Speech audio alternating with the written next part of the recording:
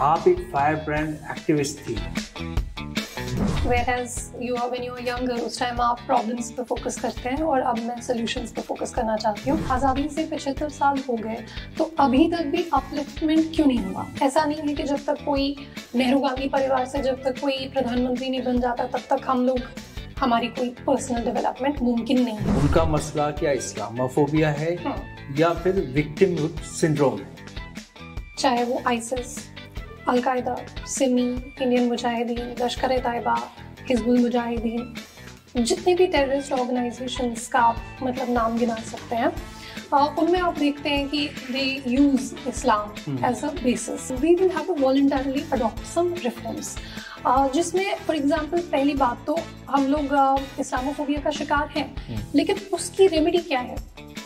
उसकी रेमेडी तो यही है ना, जब हम ये किताब उठा के दिखाएंगे, जब हम अपने रोल मॉडल्स को शोकेस करेंगे। आर्मी में अगर आप जाएंगे, अगर मुस्लिम जाता है तो उसको शराब पीनी ही पड़ेगी, उसको झटका मीट खाना ही पड़ेगा। एक गलतफहमी जो है वो फैलाई जाती है कि वहाँ पे शराब पीनी होती है या इस तरह से। पहले तो there is a full disclosure कि whether the meat is halal और नॉट, उसका पहले पूरा डिस्क्लोजर किया जाता है।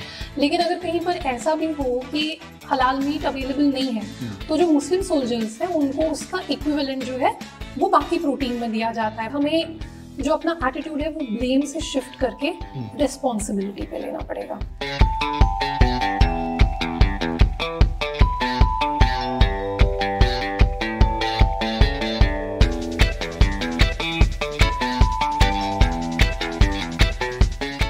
आदाब, नमस्कार, आवाज़ द वॉइस में आपका स्वागत है। और आज हम शुरू करने जा रहे हैं एक नया शो जिसका नाम है बातों बातों में।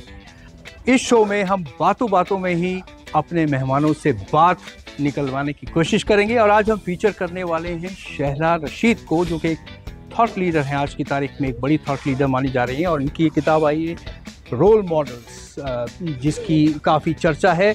और हम यहाँ बीकानेर हाउस में इंतज़ार कर रहे हैं अपने मेहमान का, और वो किसी भी वक्त एक्सपेक्टेड हैं। We are waiting for Shaila to arrive. Oh, there she is. Welcome Shaila. Hi. A very warm welcome to Awaz the Voice. Thank you. So it's a pleasure that you have joined our show, and this Thank is you going for to having be me. this is mind you, this is going to be our first show, and you will be the first one. Congratulations. Thank you very much. तो शैला, बाहर ठंड है, चलिए अंदर बैठ के बात करते हैं। Let's have coffee, Yes, of यानी course. कॉफी भी चर्चा करते हैं। आइए, Sure. Please come.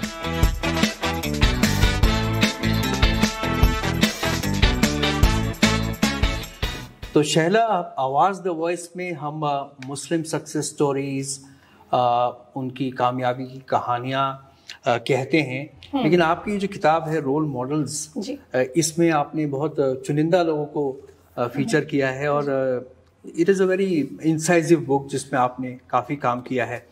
आप हमें सबसे पहले ये बताइए कि इस किताब को लिखने के बाद आपकी दुनिया कैसे बदल गई? It has been a good process. सब जगह से बहुत अच्छा रिस्पॉन्स आया है। इवन उन लोगों से जिससे आप एक्सपेक्ट करते थे कि शायद उनसे अच्छा रिस्पॉन्स नहीं आएगा, so from very unexpected quarters I have received very good response. Young readers are reading it all over the country, and when families purchase it, they tend to buy 2-3 copies. तो वो अपनी बेटी को भी एक copy देते हैं अलग से, खुद भी एक कॉपी पढ़ते हैं अलग से। So there are families, which have like 3-4 copies. So इस तरह का, because they want their kids to read these stories. तो ये जो किताब लिखी गई है, ये एक यंग इंडिया, एक अमृत पीढ़ी को ध्यान में रखते ही लिखी गई है। इसलिए इसका आप सेंटेंस स्ट्रक्चर देखेंगे, बहुत सिंपल है, कोई बहुत ज़्यादा लिटरेरी थ्योरी इसमें कुछ ज़्यादा नहीं है। It has been kept as simple as possible, while also touching upon some crucial issues. So very good response. सब जगह से लोग जो है इसकी प्रशंसा ही कर रहे हैं। शैला, आप हमें ये बताइए कि आप एक फायर ब्रांड एक्टिविस्ट थी, और उससे आपका ट्रांजिशन हुआ into a person who has a deeper understanding of this world. तो ये आपका एवोल्यूशन कैसे हुआ, and what were your experiences? ये कुछ हद तक उम्र का भी फंक्शन है. It's a function of age. Whereas when you are younger, उस टाइम आप प्रॉब्लम्स पे फोकस करते हैं, और अब मैं सॉल्यूशंस पे फोकस करना चाहती हूँ कि हम लोग क्या कर सकते हैं अपनी कम्युनिटी को अपलिफ्ट करने के लिए. क्योंकि अगर आज़ादी से 75 साल हो गए तो अभी तक भी अपलिफ्टमेंट क्यों नहीं हुआ, अभी तक भी क्यों बैकवर्डनेस है. तो उसमें कुछ सॉल्यूशंस जो हैं, पहला एक जो सॉल्यूशन है कि पहले हमें अपने ज़हनी जो हमने अपने आप पे रिस्ट्रिक्शंस लगा रखे हैं, जो मेंटल बैरियर्स हैं, पहले हमें मेंटल बैरियर्स ब्रेक करने पड़ेंगे. दूसरी बात, हमें कम्युनिटी डेवलपमेंट को और फैमिली डेवलपमेंट को, पर्सनल डेवलपमेंट को पॉलिटिक्स से अलग रखना पड़ेगा. आप जिसको वोट देना चाहते हैं दीजिए, आप होलसेल में जिस पार्टी को वोट दे रहे हैं देते रहिए, लेकिन ऐसा कुछ नहीं, हमें किसी मसीहा की ज़रूरत नहीं है. ऐसा नहीं है कि जब तक कोई नेहरू गांधी परिवार से जब तक कोई प्रधानमंत्री नहीं बन जाता तब तक हम लोग, हमारी कोई पर्सनल डेवलपमेंट मुमकिन नहीं है. ऐसा नहीं है. We need to break this perception, क्योंकि इंडिया एक ओपन कंट्री है. It is an open society. There are opportunities for everybody and there are opportunities which are opening up. जैसे जैसे हम लोग एक विकसित भारत की तरफ बढ़ते हैं, हम लोग अपना डोमेस्टिक मैन्युफैक्चरिंग एक्सपैंड कर रहे हैं, जीडीपी इंक्रीज होगा, अपॉर्चुनिटीज़ कई सारे सेक्टर्स में खुलेंगी, नए सेक्टर्स में जिनमें अभी तक हम नहीं जा रहे थे. जैसे सेमीकंडक्टर मैन्युफैक्चरिंग में मान लीजिए, उसमें अपॉर्चुनिटीज़ खुलेंगी कई सारी चीज़ों में. तो इंडिया एक ओपन सोसाइटी है. चाहे गवर्नमेंट में कोई भी हो, आपको अपने पर्सनल डेवलपमेंट पे फोकस करना है, कम्युनिटी डेवलपमेंट पे. आपको अपनी फैमिली में देखना पड़ेगा कि हम लोग किस तरह से प्लान करें कि जितनी हमारी इनकम है उतना जो है उतने बच्चे हम लोग अफोर्ड कर सकते हैं या नहीं कर सकते हैं. क्या हम एक ही बच्चा अफोर्ड कर सकते हैं या 2 कर सकते हैं? क्या हम उनको उम्दा तालीम दे सकते हैं? तो ये सारी चीज़ें इस बुक में लिखी हुई है, out of a concern for upliftment of the Muslim community. ये किताब आपने मुस्लिम्स पे लिखी है. हाँ जी. अब ये बताइए, मुस्लिम्स का मसला क्या है? उनका मसला क्या इस्लामोफोबिया है या फिर विक्टिमहुड सिंड्रोम है? दोनों ही हैं, लेकिन इस्लामोफोबिया जो है, देखिए ये आता कहाँ से है, पहले हमें इस चीज़ को पूछने की ज़रूरत है कि जो फॉर एग्जांपल जो 9/11 अटैक्स हुए, या सिर्फ 9/11 नहीं, 26/11 देखा हमने देखा बहुत सारे, कितने टेररिस्ट ऑर्गेनाइजेशंस का नाम गिनवा सकते हैं जी. चाहे वो ISIS, al Qaeda, Simi, Indian Mujahideen, लश्कर तैयबा, हिजबुल मुजाहिदीन, जितने भी टेररिस्ट ऑर्गेनाइजेशंस का आप मतलब नाम गिना सकते हैं, उनमें आप देखते हैं कि they use Islam as a basis. ठीक है. So that leads to Islamophobia, no doubt. Of course it leads to जो 9/11 के बाद जो ग्लोबल इस्लामोफोबिया. तो हमें जो है as Muslims we will have to come forward and disown these elements. We will have to be vocal about it. And the problem is that we don't have a Muslim public sphere, we don't have a Muslim civil society, so to speak, where we write books about it, for example. ऐसा क्यों है? ऐसा मेरा कहने का मतलब ये है कि जैसे क्रिश्चियनिटी में रिफॉर्म हुआ अराउंड 16-17 सेंचुरी, तो वहाँ पे प्रॉपर डिबेट्स हुई जो मसाइल थे उन पे. हिंदुइज्म में रिफॉर्म हुआ, मान लीजिए सती एबॉलिश हुआ 19th सेंचुरी में, जो रिफॉर्म हुए. अनटचेबिलिटी को हमारे कॉन्स्टिट्यूशन में लिखा हुआ है कि इसको आप नहीं प्रैक्टिस कर सकते हैं. SC/ST एट्रॉसिटीज एक्ट है, या जो हिंदू कोड बिल आया, तो हर एक मज़हब में रिफॉर्म हुआ है.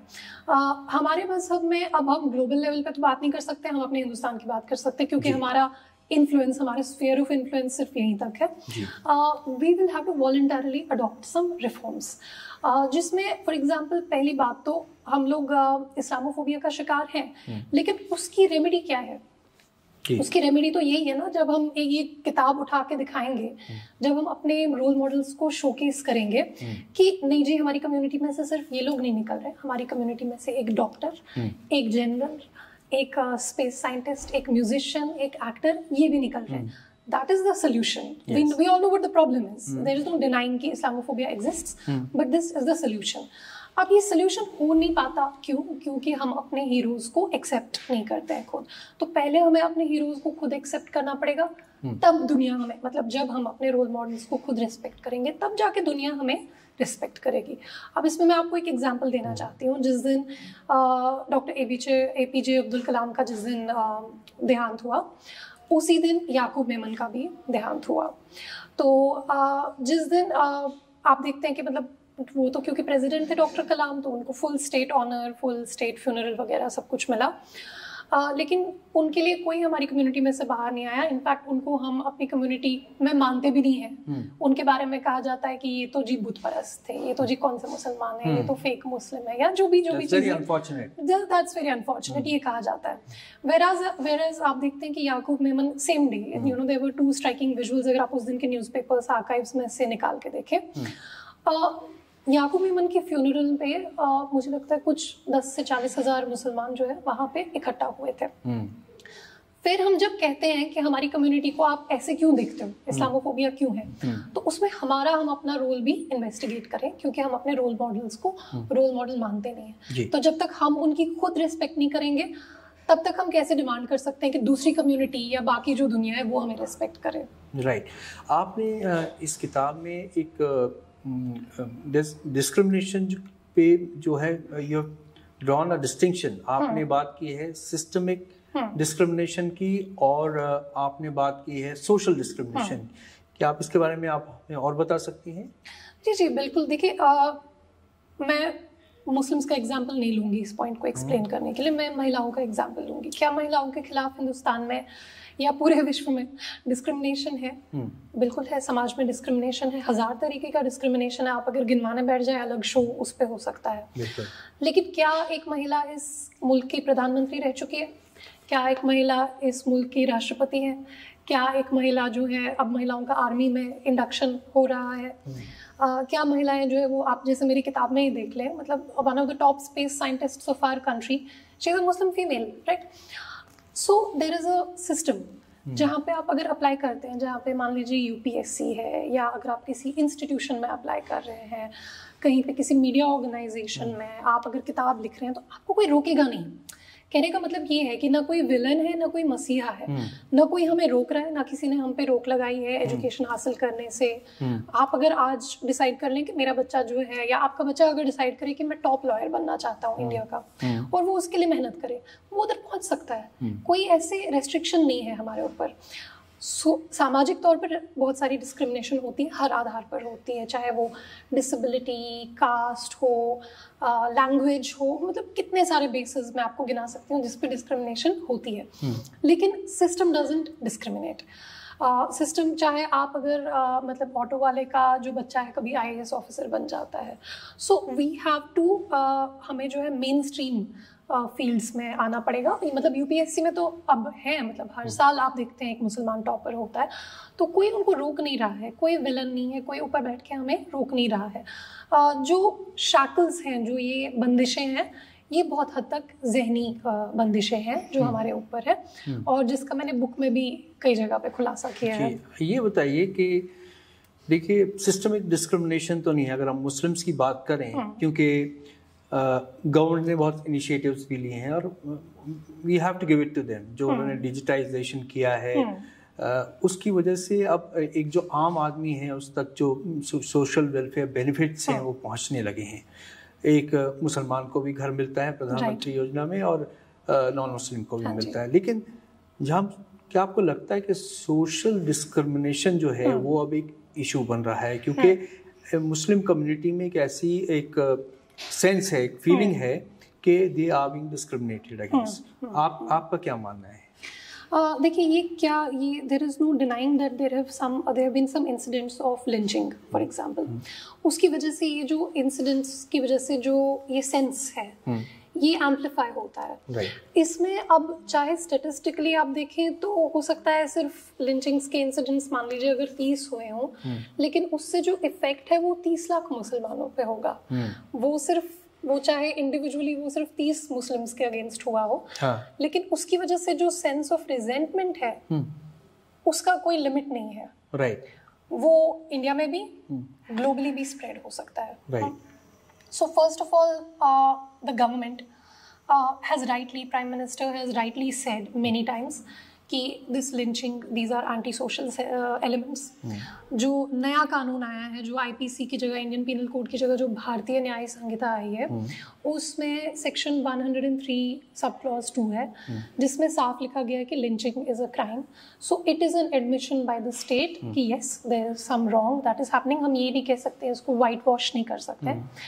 लेकिन हम अगर उन 30 इंसिडेंट्स पे या 250 इंसिडेंट या जितने भी इंसिडेंट वो हुए हैं, जो भी उसका काउंट है, that is one side of the story, but there is also another side of the story where in our normal everyday conversations, in our normal everyday interactions, हमारे हिंदू भाई बहन हैं जिनके साथ हम लोग इंटरेक्ट करते हैं और कोई प्रॉब्लम नहीं होता। लेकिन क्या उससे एक सेंस ऑफ फियर बनता है? जी, एक सेंस ऑफ फियर ज़रूर बनता है।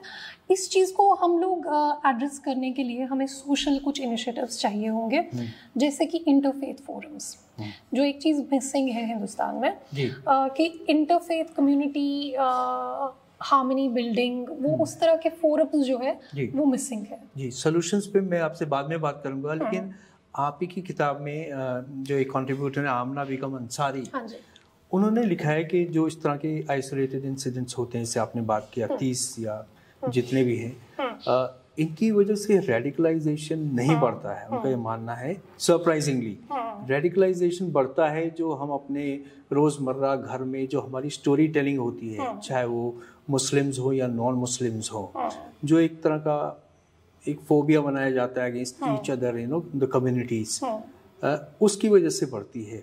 क्या आप मानती हैं स्टैंड को कि स्टोरी टेलिंग जो है उसकी वजह से चीज़ें जो हैं वो सुधर नहीं, बिगड़ रही हैं? जी, एक्चुअली आमना ने अपने जो चैप्टर में है उन्होंने खुलासा किया है कि इसमें पाकिस्तान में there was a research paper, research paper में ये देखा गया कि सबसे ज़्यादा जो मतलब रेडिकलाइजेशन है वो उन लोगों में नहीं हो रही है जो इलिटरेट है, वो एक्चुअली यूनिवर्सिटी ग्रेजुएट्स में ज़्यादा हो रही है। क्योंकि जब वो कुछ एक सर्टन थियोरी को पढ़ते हैं, फिर वो उसको रिलेट करने की कोशिश करते हैं। अब पाकिस्तान में आप देख लीजिए, वहाँ पे तो मुस्लिम मेजॉरिटी में है, it's a Muslim country, it was a country made for Muslims. तो पाकिस्तान में तो रेडिकलाइजेशन नहीं होना चाहिए। So actually radicalisation is not a result of atrocities. In fact जिन जिन परिवारों कि यहाँ लिंचिंग हुई है, अगर आप उनका मैसेज सुने तो उनका मैसेज हमेशा बहुत हार्मनी, सोशल हार्मनी की तरफ होता है। रेडिकलाइजेशन जो है वो एक second hand narrative of discrimination की वजह से होता है। इसका कहने का मतलब ये है कि फॉर एग्जांपल जैसे कुरान पाक में भी जैसे लिखा हुआ है जालिम, मजलूम, उस तरह की या जुल्म या उस तरह की टर्म्स जो हैं, जब यही मस्जिदों में, जब सर्मन्स में इसको रीआइटरेट किया जाता है बार बार, तो मुझे लगता है यहाँ पे मौलाना साहब का जो रोल है वो बहुत इम्पोर्टेंट है। क्योंकि जब वो चीज़ें जो 1400 साल पहले लिखी गई थी, वो एक पर्टिकुलर कॉन्टेक्स्ट में लिखी गई थी। उस वक्त अरब वर्ल्ड में जो पॉलिटिक्स हो रही थी या जो उस टाइम रिलीजियस शिज़्म था, जो भी वहाँ पे प्रॉब्लम्स थी, वो उसके कॉन्टेक्स्ट में लिखा जा रहा था कि जो काफिर हैं उनके साथ ऐसा कर दो, या काफिर जो है जालिम है जो है। आज कोई जालिम और मजलूम नहीं है। 1947 में हमें आज़ादी मिल गई, हमें एक कॉन्स्टिट्यूशन मिला। हम अपने कॉन्स्टिट्यूशनल राइट्स को किस तरह से यूज़ करें, किस तरह से रिक्लेम करें, किस तरह से उनका पूरा उपयोग करें, ये हम तक है। क्योंकि आप देखिए अभी भी मुस्लिम्स में for example Sachar committee report है। सचर कमेटी रिपोर्ट में जो एक आंकड़ा लिखा गया था कि जो फॉर्मल एम्प्लॉयमेंट है उसमें मुसलमान सबसे नीचे सतह पे हैं। लेकिन इसका एक रीज़न ये भी है कि मुस्लिम विमेन जो है क्या वो फॉर्मल एम्प्लॉयमेंट में है उतनी ज़्यादा, मतलब इट्स नॉट ऑलवेज डिस्क्रिमिनेशन। ऐसा नहीं है कि मुसलमानों को नौकरी कोई नहीं दे रहा है, जहाँ जहाँ पे स्किल्ड है मुसलमान उनको नौकरी मिल रही है। लेकिन क्या हमारी महिलाओं को इजाज़त है घर से बाहर जाकर के काम करने की? तो क्या उस वजह से भी जो फॉर्मल एम्प्लॉयमेंट है वो, thank you so much, thank you ji. So if we were to focus on, अगर हम लोग फोकस करें मुस्लिम महिलाओं की एम्प्लॉयमेंट पे, तो क्या उससे हमारे जो फॉर्मल एम्प्लॉयमेंट के फिगर्स हैं वो बढ़ सकते हैं? तो कॉन्स्टिट्यूशन ने तो हम पे कोई रोक नहीं लगाई है, गवर्नमेंट ने हमारे ऊपर कोई रोक नहीं लगाई है काम करने के ऊपर। तो मुस्लिम वुमेन का for example labour force participation increase करना, it is one solution for increasing our rates in formal employment. Right, please have your coffee is here. मैं आपसे एक सवाल करना चाहता हूँ, जो आपकी किताब में आपने लेफ्टिनेंट जनरल अता हसनैन ने जो लिखा है ना, क्या आपको लगता नहीं कि हम as a community, Muslim community कई गलत फहमियाँ पालते हैं, और हमारे कॉबवेब्स होते हैं बहुत सारे कि आर्मी में अगर आप जाएंगे, अगर मुस्लिम जाता है तो उसको शराब पीनी ही पड़ेगी, उसको झटका मीट खाना ही पड़ेगा। तो इस तरह की जो गलत फहमियाँ हैं, इससे एक हमारा प्रेजुडिस भी बनता है, जो हमें क्रिएट्स एन इनर्शिया, जो हमें आगे बढ़ने नहीं देता। आपका क्या मानना है? नहीं, बिल्कुल। Even I was very surprise जब मैं हसनैन साहब का इंटरव्यू ले रही थी बुक के लिए, और उन्होंने मेंशन किया कि मैंने उनसे पूछा कि क्या कारण है कि क्यों जो है इस तरह की, क्योंकि पहले उन्होंने एक एनेक्डोट बताया जिसमें उनमें मदरसा में एक बच्चे ने उनसे पूछ लिया कि सर इंडियन आर्मी में तो मुसलमान होते नहीं है, फिर आप कैसे जनरल हो? तो he was very surprised. Then I asked him कि ऐसा क्यों है, ये परसेप्शन क्यों है? तो उन्होंने कहा कि इसके पीछे यही रीजंस हैं कि एक गलत फहमी जो है वो फैलाई जाती है कि वहाँ पे शराब पीनी होती है या इस तरह से। तो उन्होंने इसका ये भी बताया, उन्होंने उसका जवाब भी किताब में अपने चैप्टर में बताया है कि जो फॉर एग्जाम्पल अगर पहले तो there is a full disclosure कि whether the meat is halal और नॉट, उसका पहले पूरा डिस्क्लोजर किया जाता है। लेकिन अगर कहीं पर ऐसा भी हो कि हलाल मीट अवेलेबल नहीं है, तो जो मुस्लिम सोल्जर्स हैं उनको उसका इक्विवेलेंट जो है वो बाकी प्रोटीन में दिया जाता है। फॉर एग्जांपल बीट, एग्स या जो कुछ भी, उनको उसका प्रोटीन इक्विवेलेंट जो है वो दिया जाता है, because you have to supply that. So yes, there are a lot of misconceptions. इसके लिए हम लोग किसी और को ब्लेम नहीं कर सकते हैं। बहुत सारी चीज़ों में आप ब्लेम कर सकते हैं, ठीक है, लिंचिंग के इंसिडेंट में आप ब्लेम कर सकते हैं किसी को, लेकिन बहुत सारी चीज़ों में आप खुद को हमें जो अपना एटीट्यूड है वो ब्लेम से शिफ्ट करके रिस्पॉन्सिबिलिटी पे लेना पड़ेगा। मान लीजिए बीजेपी की गवर्नमेंट्स कंटिन्यू करती है अगले 20 साल तक, मान लीजिए कांग्रेस नहीं आती है पावर में, तो क्या हम पढ़ाई लिखाई नहीं करेंगे?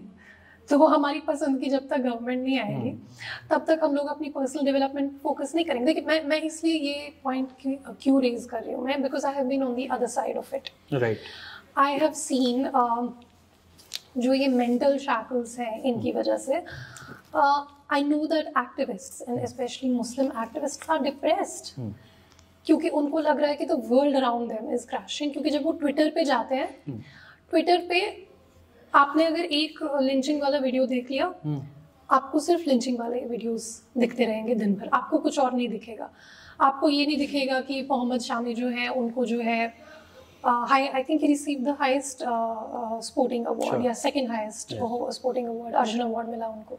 ये आपको नहीं दिखेगा क्योंकि जो वो एल्गोरिथम है वो आपको वही सारी चीज़ें दिखाता रहेगा।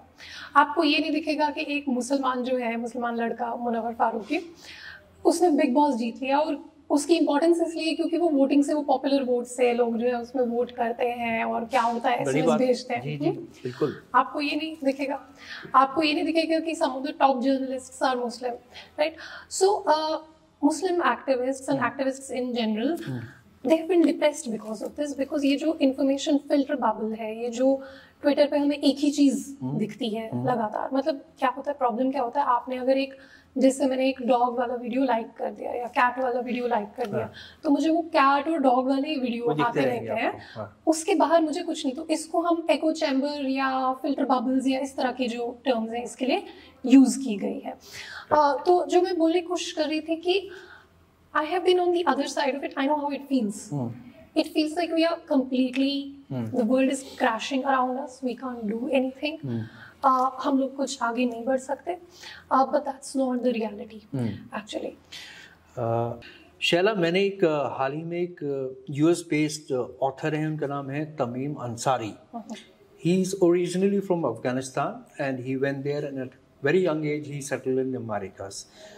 तो उनका ये कहना है कि आजकल की जो सोसाइटीज़ हैं, दे आर ककूनिंग, वो अपने एक ककून में they're finding safety and security because there's so much of noise outside. उन्होंने एक एग्जांपल दिया, अगर 10 अलग अलग म्यूजिशियंस अलग अलग धुन बजाएंगे तो it will become noise, it won't be music. तो इसी संदर्भ में मैं आपसे पूछना चाहता हूँ कि you are a Muslim, I am a Muslim, and both of us माशाल्लाह we have a voice in this country. क्या आपको लगता है कभी कभी एज अ कम्युनिटी हम ओवर रिएक्ट करते हैं कि हमारे साथ इतना सब कुछ हो रहा है? यू नो, इसमें कोई शक नहीं है कि इंसिडेंट्स हो रहे हैं. There are incidents which are also causing law and order problems. But do you think at some level we also overreact? Instead of overreact, I would use the term selectively react. हम लोगों का कुछ चीज़ पे हमारा गुस्सा दिखता है जो जायज़ है, लेकिन कुछ और चीज़ें जिस पे हमारा गुस्सा दिखना चाहिए वो जायज़ नहीं है. वो कौन से इंसिडेंट्स हैं? फॉर एग्जांपल, एक दिन मैंने कुछ 2-3 महीने पहले मैंने अखबार उठाया. तो मैं ज़्यादा अखबार पढ़ती नहीं हूँ बिकॉज फ्रंट पेज पे पूरी डिस्टर्बिंग न्यूज़ ही होती है. Like there is so much disturbing news in this country. Lynching is not the only thing. Yeah, we have a problem of crime. We have a huge problem of crime. तो मैंने एक दिन अखबार उठा के, शायद हिंदुस्तान टाइम्स था, उसके फ्रंट पेज पे वहाँ पे न्यूज़ है कि एक मुसलमान आदमी ने अपनी बीवी के जो है हाथ काट दिए. ठीक, इस पे हमारा आउटरीच कहाँ पर है? लिंचिंग पे आउटरीच जायज़ है, मैं खुद उसका हिस्सा थी, लेकिन इस पे तो मैंने कोई आउटरीच नहीं किया. जब एक मुसलमान जो है अपनी बीवी की या तो ऑनर किलिंग या तो इस तरह की हिंसा उसके साथ करता है. अच्छा, दूसरी चीज़ कि ये जो लिंचिंग है ये सिर्फ इसी आधार पे, धर्म के आधार पे नहीं हो रही है. कुछ दिन पहले फिर से अखबार उठा के मैंने पढ़ा तो वहाँ पे लिखा था कि एक जो औरत है वो किसी और के खेत से फल चुन रही थी, तो उन्होंने उसको लिंच कर दिया उस चीज़ पे. तो there is a selective reaction. या मान लीजिए कोई वो एक बैंगलोर में या मैंगलोर में कहीं पे वो ब्लास्ट हुआ था कैफ़े में, मलेश्वरम कैफ़े या कुछ रामेश्वरम कैफ़े, उसमें एक मुस्लिम इन्वॉल्व था. वहाँ पे हमारी फिर चुप्पी जो है, फिर लोग उसको क्वेश्चन करते हैं कि ठीक है, अगर आप लिंचिंग के इंसिडेंट्स पे आपका गुस्सा जायज़ है, लेकिन जब कोई मुसलमान जो है कोई टेररिस्ट इंसिडेंट्स में इन्वॉल्व हो रहा है वहाँ पे आप फिर खामोश क्यों है? इनफैक्ट अगर हम लोग देखें कि जैसे कई सारे इंसिडेंट्स कश्मीर में आप जानते हैं वहाँ पे क्या प्रॉब्लम, जैसे पुलवामा इंसिडेंट हुआ. पुलवामा में जब टेरर अटैक हुआ तो as a matter of fact like we saw many accounts, but now one doesn't know वो कश्मीरी थे क्या थे, पाकिस्तान से हैंडल हो रहे थे, we don't know. But we do see a lot of like accounts with Muslim names. We did see celebrating them, right? So this is problematic. इस पर हम लोग फिर कुछ भी नहीं बोलते. तो मैं ये नहीं कहूँगी कि रिएक्शन ओवर रिएक्शन है. Of course, one life lost is one too many. Of course, it should not happen at all. But then what about the loss of lives on the other side? For example, Salman Rushdie की किसी ने आँख फोड़ दी जाकर के stage पे, तो उस पे हमारा आउटरीच कहाँ पर है? उस पे तो हमने कोई रिएक्ट नहीं किया. But I tell you, shall I see an improvement on that front? अगर आप देखेंगे हाल ही में Muslims have started voicing, condemning, for instance, Bangladesh, what is happening, the discrimination with Hindus. So I've seen a lot of Muslim organizations, Jamiat Ulema Hind, Jamaat Islami, you name it. All the leaders have come forward and condemned such acts of brutality. तो मुझे लगता है कि this is a good trend, isn't it? जी बिल्कुल. और अभी जो है right now is the right time for voices like ours to speak up. क्योंकि there is an interest in Muslim issues. Globally आप देखेंगे कल भी OIC जो Organization of Islamic Countries है, उन्होंने कल भी कुछ कश्मीर पे स्टेटमेंट दिया जिसमें बहुत सारे मुस्लिम्स, इंडियन मुस्लिम्स ने कहा कि आप जो है हमारे इंटरनल मैटर्स में इंटरफेयर ना करें. Right now is a good time for Muslims to come out and make themselves heard because there is an interest in Muslim issues. Ever since the BJP government came into power in 2014, there's been like this whole Hindu-Muslim issue. It's been in the discourse again. Triple Talaq wala amendment आया, वक्फ वाला amendment आया, कई सारी चीज़ें आई, right? So right now is a good time for us to make ourselves heard. क्योंकि पहले जब हम condemn भी करते थे तो कोई सुनता नहीं था. Right. It would actually not be noticed. Yes. So in fact अगर आप देखें तो जब 26/11 हुआ, मुझे याद है उस टाइम पे जो religious organizations हैं बॉम्बे के अंदर, इस्लामिक organizations, उन्होंने उसको condemn किया, लेकिन उस टाइम कोई उस तरह से इंटरेस्ट नहीं था मुस्लिम इश्यूज में. But right now because it is so much about Muslim Muslim Muslim, right now is a good time for us to have our voices heard. तो क्योंकि उस तरह से कोई मुस्लिम पब्लिक स्फीयर या कोई मुस्लिम डिस्कशन का फोरम उस तरह से था नहीं. लेकिन अब जो है यू आर राइट, इस तरह मसला सबसे बड़ा ये भी है ना शैला कि it's very difficult to bring Muslims together on a platform. Yes, you know ये अपने में एक बड़ा मसला है. हाँ जी. लेकिन सवाल ये भी उठता है शैला कि इस मुल्क में हमारे देश के प्रधानमंत्री कहते हैं कि you know he talks you know and वो चाहते हैं कि एक चैन अमन रहे. उनके कई ऐसे बयान आए जो कि बहुत ही दे वर वेरी गुड स्टेटमेंट्स. हाँ जी. साथ ही में सरकार का मोरलेस जो है, क्योंकि जो वो कहेंगे वही सरकार मोरलेस कहेगी. हमने हाल ही में सुना आरएसएस चीफ मोहन भागवत साहब ने भी एक सोशल हार्मनी की कॉल दी. राइट. अब ऐसा नहीं है कि हमारे जो कम्युनिटी में जो है इस तरह के बड़बोले लोग नहीं हैं. हमारे यहाँ भी कुछ ऐसे पॉलिटिकल लीडर्स हैं जो कि बेतुके बयान दे देते हैं. लेकिन सवाल ये उठता है कि जब गवर्नमेंट कहती है कि पीस रहना चाहिए, सबको सबका साथ सबका विकास, आरएसएस चीफ मोहन भागवत कहते हैं कि भाई एक होके रहिए आप और हर जगह आप इस तरह की चीज़ें ना ढूंढिए. तो मसला ये उठता है कि ये माहौल कौन बिगाड़ रहा है? So certainly there's been an improvement. जो जितने भी ये बयान आए हैं इनका रेजोनेंस तो है ग्राउंड पे, because you see an improvement. ये जो लिंचिंग के इंसिडेंट्स है फॉर एग्जांपल ये पीक हुए अराउंड 2017 एंड 18, बट उसके बाद प्रधानमंत्री के बहुत सारे बयान आए. कई फोरम्स पे उन्होंने बोला कि ये एंटी सोशल एलिमेंट्स है, ये गलत है, ये नहीं करना चाहिए. इसका डिसेमिनेशन भले मुस्लिम कम्युनिटी में ज़्यादा नहीं हुआ हो, लेकिन उन्होंने अपनी कम्युनिटी में जो है ज़रूर इसको बोला है. लाइक उन्होंने कई सारे फोरम्स पे इसको बोला है. इसका आप रेजोनेंस भी देखते हैं. लेकिन मुझे लगता है कि दोनों तरफ को पहल करनी पड़ेगी. We can not deny there is a Muslim Hindu Muslim problem that would amount to white washing, क्योंकि तभी तो पार्टीशन हुआ. जब कोई ऐसा नहीं कि 2014 से पहले कोई हिंदू मुस्लिम प्रॉब्लम नहीं था, क्योंकि 47 में तो पार्टीशन हुआ. तो दिस उससे पहले ऑब्वियसली तभी तो ये सारी चीजें हो रही है.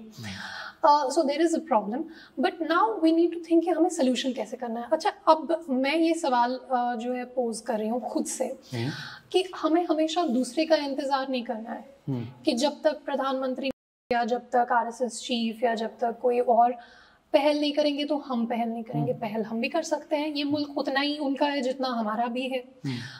इनफैक्ट जब होम मिनिस्टर साहब कश्मीर आए थे, उन्होंने ये मैसेज दिया था कि ये मुल्क जितना मेरा है, these were his exact words, कि ये मुल्क जितना मेरा है उतना आपका भी है. कश्मीरी नौजवानों से उनका ये था. तो मुझे क्यों वेट करना है कि जब तक आरएसएस से पहल नहीं होगी. मैं पहल कर सकती हूँ. I can make an interfaith forum, right. कोई भी मुसलमान जो है वो एक कम्युनल हार्मनी के लिए स्टेप्स ले सकता है. अब इसमें क्या ज़रूरत है हमें? देखिए, there are extreme voices on both sides. There are voices on the right wing जो कहती हैं कि मतलब नहीं जी, हमें तो मतलब 1 लाख पूरे मस्जिद जो है वो उनके नीचे टेम्पल है, हमें वो सब चाहिए and all that. Whereas Mohan Bhagwat ji, he has said कि नहीं, we will have to settle these disputes amicably, और इस तरह का जो है हमें मंदिर मस्जिद का नहीं करना चाहिए. हमारी साइड में भी है. तो जो मॉडरेट वॉइसेस हैं दोनों तरफ, या जो सोल्यूशन चाहती हैं रादर देन मॉडरेट, जो भी सोल्यूशन चाहती हैं, हमें एक दूसरे के पर्सपेक्टिव को समझना पड़ेगा. देखिए, ये एक हमें जो एक अब्रप्टली फ्रीडम मिल गया ब्रिटिश रूल से, अब्रप्टली एक कॉन्स्टिट्यूशन आ गया. डॉवरी फॉर एग्जाम्पल, डॉवरी कब से बैन है? वो जुर्म है कब से? 92 में लॉ आया था या कब आया था? 86 में आया था, आई डोंट नो. लेकिन has it stopped dowry? It has not stopped dowry. Murder, it has been a punishable offence since forever. क्या उससे मर्डर रुका है? नहीं रुका है. उससे नहीं रुकता. कानून से, जस्ट एक कानून लाने से चीजें नहीं बदलती. तो हमें जो है, जो ये अटेम्प्ट एट सोशल हार्मनी है, जो ये एक दूसरे के नज़रिए को समझने की ज़रूरत है, ये हमें कहीं ना कहीं पे पहल करनी पड़ेगी. अब फॉर एग्जांपल इसमें मैंने एक किताब में भी जो है लिखा हुआ है कि मान लीजिए मथुरा में जो टेम्पल है जिसके ऊपर डिस्प्यूट है, वहाँ पे आपको साफ एक तरफ मस्जिद और एक तरफ मंदिर दिख जाता है। वहाँ पे इवन कोई खुदाई करने की भी आपको ज़रूरत नहीं है। तो क्या मुस्लिम कम्युनिटी की तरफ से कोई ऐसी पहल हो सकती है कि हम जो मथुरा है वो खुद से हिंदुओं को दे दें? इस तरह की कोई पहल, इस तरह का कोई जेस्चर, तो हमेशा आपकी किताब में फैजान मुस्तफ़ा, हाँ जी, जिनको एक बड़ा कॉन्स्टिट्यूशनल एक्सपर्ट माना जाता है, हाँ जी, उन्होंने लिखा है कि जो ये मंदिर मस्जिद के इतने विवाद हैं, इस तरह के जो इश्यूज हैं कंट्रोवर्शियल रिलीजियस प्लेसेस के, और ये उनकी तरफ से एक बड़ा बयान है क्योंकि is a man of law, उन्होंने लॉ पढ़ाया है पूरी जिंदगी, is been vice chancellor in university. उनका ये कहना है कि इस तरह की जो इश्यूज हैं, जो कंट्रोवर्सीज हैं, उनको आउट ऑफ कोर्ट सेटलमेंट करना चाहिए उनका। क्या आपको लगता है this is feasible, that should be done? वो बहुत सीनियर फिगर है and he has an understanding of both law and society. उन्होंने फॉर एग्जांपल अपने चैप्टर में ये कहा है कि जो बाबरी मस्जिद का जो एक लॉन्ग, एक प्रोट्रैक्टेड बैटल चला, एक लीगल बैटल चला, उसकी वजह से पूरी कंट्री में जो एक पोलराइजेशन का माहौल बना। तो यहाँ पे एक ऑल्टरनेटिव डिस्प्यूट रेजोल्यूशन का जो उन्होंने समाधान का जो एक पॉसिबिलिटी दी है, या कि लोकल कम्युनिटीज जो है वो आपस में instead of nationalising the issue, local community आपस फॉर एग्जांपल चाहे ये मथुरा में हो या काशी में हो, जहाँ पे जो मेजर रिलीजियस प्लेसेस जो हिंदूज जो क्लेम करना चाहते हैं, इज इट पॉसिबल कि the Muslim community in a good gesture, as a gesture of good faith, वो हिंदू कम्युनिटी को दे दे? आपको क्या पता, हो सकता है वहां से इतना बड़ा जेस्चर आ जाए, क्योंकि हमारे लिए तो ये प्लेसेस ऑफ पिलग्रिमेज नहीं है, हो सकता है वहां से इतना बड़ा जेस्चर आ जाए कि कहीं और पे मस्जिद के लिए हमें जगह मिल जाए। जैसा कि बाबरी मस्जिद में हुआ, मतलब टेम्पल बना, उसके एवज में जो है एक मॉस्क के लिए भी लैंड बना। तो हमारी जो रिलीजियस प्लेसेस हैं, हमारी जो पिलग्रिमेज की प्लेसेस हैं, दे आर मक्का, मदीना, या शियाज के लिए फॉर एग्जांपल ईरान में है, वहाँ पे करबला में है। हमारे लिए जो है काशी मथुरा जो है, these are not places of pilgrimage, they are not places of major significance. So instead of a court saying, क्योंकि कोर्ट के सॉल्यूशंस जो है या लीगल सॉल्यूशंस जो है वो हमेशा लास्टिंग नहीं होते हैं, उनका जब तक समाज उनको एक्सेप्ट ना करे तब तक उनका इम्पैक्ट जो है वो उतना नहीं होता। So this is certainly a possibility, like yes, but इसके साथ ही एक इनसिक्योरिटी भी जुड़ी है कि आज ये, फिर कल ये, फिर परसों ये, तो एक जो मुस्लिम्स में इनसिक्योरिटी है इसको लेकर, और सवाल ये भी उठता है कि जो इस तरह का परसेप्शन बना दिया गया पूरी दुनिया में कि Muslims are second class citizens in India, इस माहौल में आप जैसे और मेरे जैसे लोगों को ये विक्टिमहुड सिंड्रोम जो है, इसको बैटल करना बड़ा मुश्किल हो जाता है। क्या आप मानते हैं इस बात को? मुश्किल तो है, लेकिन करना जरूरी है, क्योंकि ये रियलिटी नहीं है। इनफैक्ट अगर आप अपने इर्द गिर्द नजर घुमाएं तो मुझे लगता है कि मुसलमान जो है वो इंडिया में जितने सेफ हैं उतने कहीं पर भी नहीं है। आप आज बांग्लादेश में देखें, वहाँ पे आज क्या सिर्फ हिंदुओं पे अटैक हो रहा है? नहीं, वहाँ पे सूफी मुस्लिम्स जो हैं उन पे अटैक हो रहा है, जो प्रीवियस रिजीम के सपोर्टर्स हैं उन पे अटैक हो रहा है। आप म्यांमार का तो आप जानते ही हैं हाल, पाकिस्तान में आप देखें हर आए दिन एक शिया मस्जिद के बाहर जो है ब्लास्ट होगा। तो what I've tried to say in my books and in my interviews is that India is safe for all Muslims, all in capital letters, क्योंकि यहाँ पे कोई आपको ये नहीं बोलता कि अगर आप शिया हैं तो आप इस तरह से नमाज नहीं पढ़ सकते, आप उस तरह से नमाज नहीं पढ़ सकते। अगर आप सुन्नी हैं, आप चाहे किसी भी डिनोमिनेशन के हो, there are so many sects, there are so many हनफी, वहाबी, ये सब वो सब, आपको कोई नहीं रोक रहा। अपनी जो अहले हदीस मस्जिद है वो अलग मस्जिद होती है, बाकी सेक्ट्स की अपनी अलग मस्जिद होती है, इमाम बाड़ा अलग होता है। So actually India is safe for all Muslims. तो ये जो है कई बहुत हद तक एक नैरेटिव बिल्डिंग है, वो चाहे फिर वो वेस्टेड इंटरेस्ट्स के थ्रू हो या कोई जेन्युइनली जो है इसके बारे में डिप्रेस्ड हो, जेन्युइनली उनको लग रहा हो कि ये गलत है। तो अगर आप एक ऑब्जेक्टिव रियलिटी को देखें, India is the only country where all Muslims are safe. चाहे आप अहमदिया हो, चाहे आप शिया हो, चाहे आप आगा खानी हो, कोई भी सेक्ट से हो। मुस्लिम्स अगर आप पाकिस्तान में देखें, जो एक कंट्री जो मुस्लिम्स के लिए बनाई गई थी, वहाँ पे एक अहमदिया जो है वो कभी भी प्राइम मिनिस्टर नहीं हो सकते, वो कभी भी आर्मी जनरल नहीं हो सकते। अभी मैं एक न्यूज़ देख रही थी कि पाकिस्तान में पहली बार कोई जो है कुछ इंस्पेक्टर लेवल का कोई जो है हिंदू या सिख भाई है कोई, वो बने हैं, वो कुछ इंस्पेक्टर लेवल की जॉब उनको मिली है, and this is a big achievement for them. That is systemic discrimination. Yes it is this but Shaila, सवाल ये उठता है कि जैसे कि आपने भी जिक्र किया कि आजकल जो यूथ है they becoming too zealous, too religious. I would not hesitate to say, क्योंकि उनमें एक मजहब के को लेकर कुछ ज़्यादा मोहब्बत जागी है, जो कि बुरी बात नहीं है. लेकिन उसके साथ ही में जो when you club victimhood syndrome with it, तो ऐसे माहौल में आप आज के यूथ को कैसे इंस्पायर करें, ये भी एक मसला बन जाता है. You cannot inspire by preaching. अगर आप उनको लेक्चर दें, लेक्चर आज भाषण कोई नहीं सुनना चाहता. आज टिकटॉक जनरेशन है, उनको 30 सेकंड का क्लिप चाहिए. आज कोई भी जो है वो भाषण नहीं सुनना चाहता. आप क्या कर सकते हैं, आप शोकेस कर सकते हैं कि देखिए इन्होंने ये किया, आप भी कर सकते हैं. राइट, जैसे आपने अपनी किताब में किया, जैसे हम आवाज द वॉइस में करते हैं. एग्जैक्टली. राइट. तो जैसे इसमें स्टोरी है शम्स आलम की. उनके खिलाफ आप डिस्क्रिमिनेशन छोड़ दिए, उनके खिलाफ मतलब किस्मत ने कितनी डिस्क्रिमिनेशन की उनके खिलाफ. right. और वो कहाँ वर्ल्ड नंबर 1 पोजीशन पर आज है पैरा स्विमिंग में. तो जब ये कर सकते हैं तो आप क्यों नहीं कर सकते. right. तो you can only inspire by example. so that's why this is an action oriented book. right. So it's not some poetry book or some literature book. right. It's a call to action. right. कि pull up your socks. India is an open country. There is no systemic discrimination. There will be social discrimination. Yes, 1000 तरीके की discrimination होगी. आप एक corporate job में चले जाइए, वहाँ पे अगर एक टीम मैनेजर एक महिला है और एक न्यू इंटर्न है वो भी महिला है, तो क्या वो महिला उस महिला के खिलाफ नहीं डिस्क्रिमिनेट करेगी? महिलाओं के खिलाफ सबसे ज्यादा डिस्क्रिमिनेशन महिलाएं करती हैं एक्चुअली, पुरुष नहीं करते.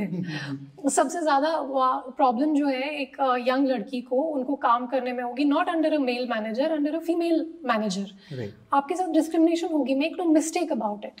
आप चाहे विश्व में कहीं पे चले जाएं, आपके खिलाफ हर आधार पर डिस्क्रिमिनेशन होगी. However, What is the solution to that? Solution to that is कि आपको अपने आप को इतना knowledgeable और skillful और indispensable बनाना है कि आपके बगैर काम ही ना हो पाए. Right. अच्छा, ये बताइए कि किसी भी एक माशरे में, एक सोसाइटी में अगर चेंज लाना होता है तो सबसे पहले जो वहाँ की जो द विमेन है, you need to empower them. लेकिन आप मुस्लिम कम्युनिटी में देखें largely, not just in India, आप पूरी दुनिया में देख लीजिए, ज़्यादातर वहाँ पे उनका एम्पावरमेंट नहीं हो पाया है. तो हम इंडिया में क्या कर सकते हैं जिससे कि भी एम्पावर देम, सो दैट एक महिला अगर एम्पावर होती है तो खानदान के न जाने कितने लोगों को एम्पावर कर देती है. First of all, it's a very common sense question, education, but also labor force participation. क्योंकि educationally तो अगर आप सचर कमेटी रिपोर्ट के हिसाब से देखें तो हायर एजुकेशन में जो है फीमेल्स का रेट बेटर है, मतलब मुस्लिम मेल्स का जो ड्रॉप आउट रेट है that is actually more than the drop out rate of Muslim females. So actually Muslim females are doing better in higher education than Muslim males according to the Sachar committee report. But we need to increase the labour force participation. क्योंकि जब आपके पास economic freedom होती है तब आपके पास true independence होती है. Education alone will not empower you. You need to be financially independent, you need to have financial autonomy, then only you will have the decision making capability. तब आप बोल सकती हैं कि नहीं, मैं 3 बच्चे नहीं पैदा करूंगी, मैं सिर्फ 2 ही बच्चे पैदा करूंगी. या अगर हम लोग जो है अपने बच्चे को इस स्कूल में नहीं भेजेंगे, इस स्कूल में भेजेंगे, इस प्रोफेशन में नहीं भेजेंगे, उसमें भेजेंगे. तो आई थिंक कि labour force participation is the missing link between education and empowerment. Right. अच्छा शैला, आप ये बताइए, आपने कई जगह ये कहा भी है कि you have a political mind. तो ये सवाल आपसे बनता है कि इंडियन मुस्लिम्स की पॉलिटिकल रिप्रेजेंटेशन कैसे इम्प्रूव हो सकती है.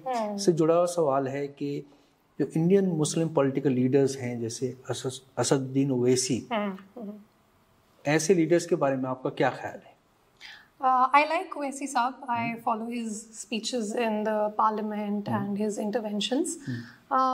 I think more Muslim children should aspire to, like, अगर आपको mainstream politics में जाना है तो definitely we can learn from him.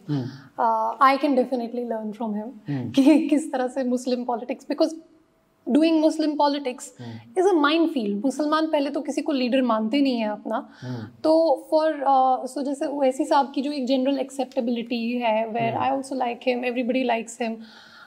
So even among Hindus, when you ask, so many people who pay close attention to his speeches, they actually like him.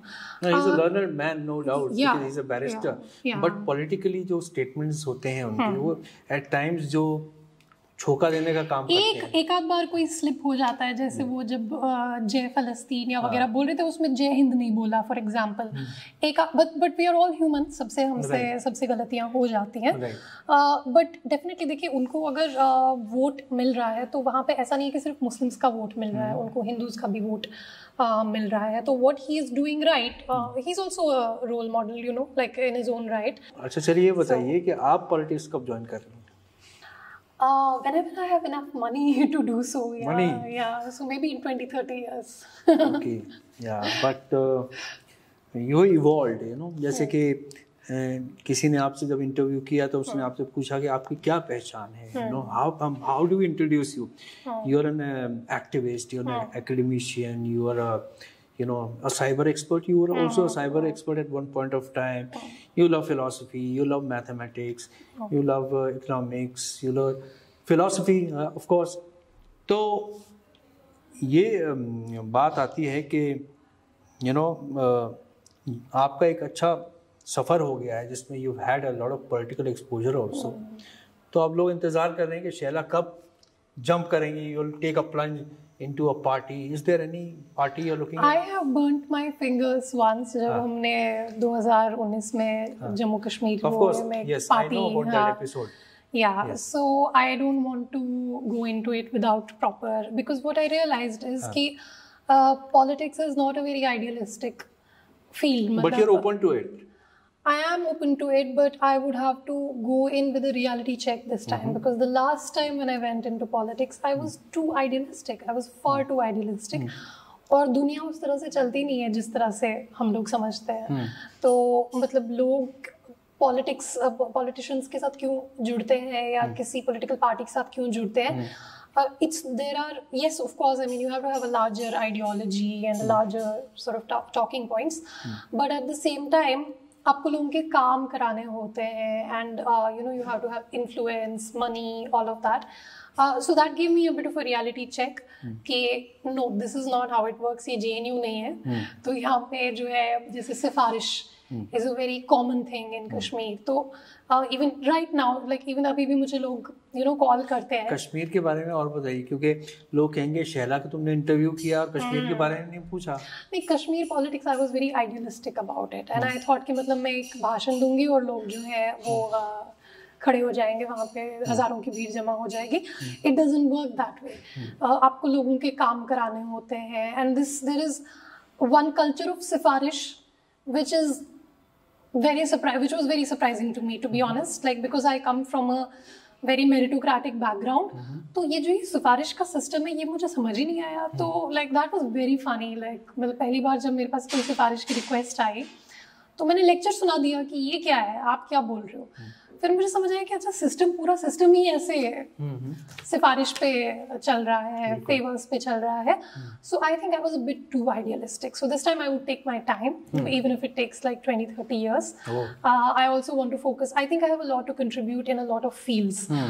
So my problem is that जो आपने कहा कि जिनको आप खूबियाँ गिना रहे थे, उसको मेरे लिए वो एक प्रॉब्लम है, because there is so much that I want to do. There are so many fields that I want to contribute to. मैं AI पे काम करना चाहती हूँ, मैं दूसरी और किताबें लिखना चाहती हूँ. I want to write self-help books, for example. So there's a lot of things that I want to do. But so this time I will take my time. Right. This book, you've done great service to Muslim community, role models. इस किताब का you know there was a write up in Awaz the voice which Pramod Joshi ji had written. क्या आपने पढ़ा, वो आपको कैसा लगा? जी जी, I am very grateful to Pramod Joshi ji. उन्होंने इनफैक्ट उस रिव्यू में से, उन्होंने जो बुक रिव्यू लिखा था उसमें से मैं एक लाइन कोट करना चाहूँगी. उन्होंने कहा कि सिंस द 19th सेंचुरी जितनी भी राइटिंग्स मुस्लिम्स के ऊपर आई हैं उन सब में एक नेगेटिव पेसिमिज्म का टोन था. और since the 19th century this is the first literary work जिसमें there is a positive tone in talking about Muslims. So when we are talking about Muslims, we don't always have to just talk about problems. We can talk about achievements. We can celebrate our role models. We can take a minute to celebrate our own achievements and our contributions to this nation. And by that, inspire more and more people, you know, to do the same. So I think that was the best review that this book has received. Because since the 19th century, this is the first positive account of Indian Muslims. Right. All other books written about Indian Muslims have been, you know, laden with a tone of pessimism and negativity and all that victimhood that you spoke of, that tone of impossibility. This is a book about possibilities and positivity. Right. Shaila, अब एक rapid fire round हो जाए है ना, क्योंकि बहुत लंबे लंबे सवाल थे. छोटे छोटे सवाल पूछता हूँ, जवाब आपको लंबे देने हैं. ठीक है. आप ये बताइए कि आपका फेवरेट ऑथर कौन है? फेवरेट तो जिस टाइम पे मैं जो पढ़ रही होती हूँ वही फेवरेट होता है उस टाइम पे. तो अभी मैं for example I am reading this book by Irshad Manjhi called the trouble with Islam. So I don't like fully agree with her in every point because she's very pro-West and very pro-Israel and all of that. Sometimes she gives a lot of free pass to the West and Israel. But having said that, she's written this book called The Trouble with Islam, where she goes into a lot of like self-introspection. And the amazing thing about her is that she has done a full study of scriptures, of Islamic scriptures. And then she's actually like, for example, she's done translations and, you know, she's gone into the meaning, whether the meaning that we understand, that is actually the meaning or not.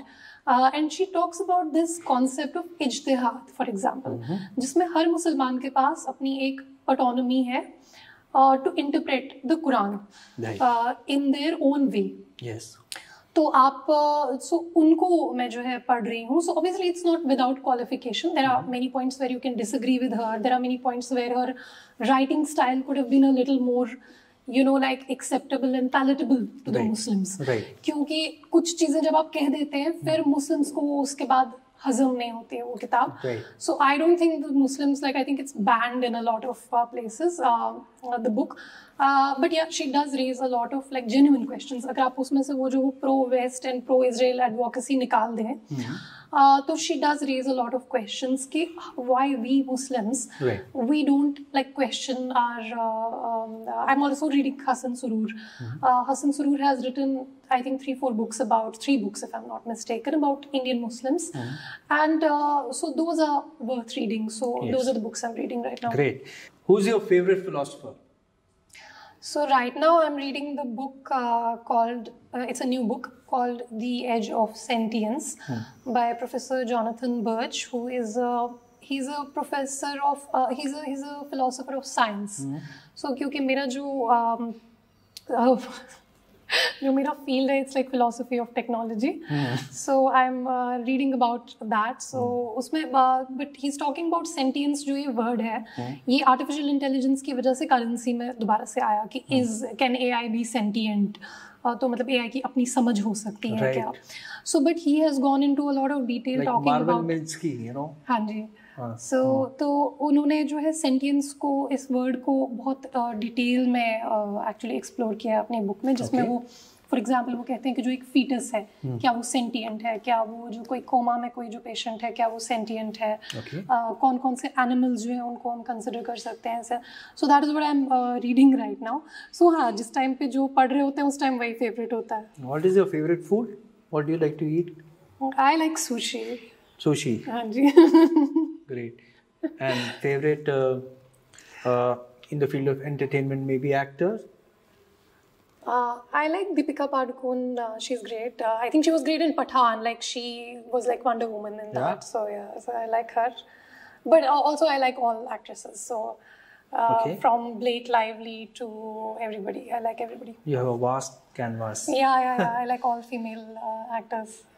So Shaila, it was lovely having you here. Thank you so much. Thank you for coming. And this we featured you first on this show. You're the Thank you first so one who was much. featured. To all our subscribers, we'd like to recommend that you must read this book because it gives you a perspective on Indian Muslims, their success stories, and how they can contribute to India becoming a Viksit Bharat by 2047. So, highly recommend this book because it will give you a fresh perspective. आप हमारे इस podcast को देखें और आपने शेरा से जो हमारी बातचीत हुई इसके बारे में कमेंट्स करें, हमारे चैनल को ज़रूर सब्सक्राइब करें. Thank you very much.